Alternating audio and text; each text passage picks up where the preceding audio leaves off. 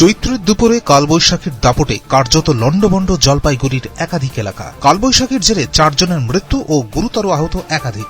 জানা গেছে রবিবার দুপুর 3টে নাগাদ ব্যাপক ঝড় শুরু হয় জলপাইগুড়ির একাধিক এলাকায়। প্রায় 30 মিনিটের ঝড়ের দাপটে বিভিন্ন জায়গায় বড় গাছ ভেঙে পড়ে। বড়সড় বিপদ এড়াতে বন্ধ করে দেওয়া হয় বিদ্যুৎ পরিষেবা। এরপর ঘটনাস্থলে পৌঁছায় কোতোয়ালি থানার পুলিশ ও দমকল বাহিনী। ঝড়ে আহত 52 জনকে জলপাইগুড়ি সুপার স্পেশালিটি হাসপাতালে ভর্তি করা হয়েছে। অনেকের অবস্থায় আশঙ্কাজনক। অন্যদিকে ময়নাগুড়ির বার্নিশ এলাকায় বহু বাড়ির চাল উড়ে গিয়েছে। একাধিক জায়গায় গাছ ভেঙে পড়েছে বলেও জানা গিয়েছে। ঝড়ের সঙ্গে শিলাবৃষ্টি হয়েছে বেশ কিছু এলাকায়।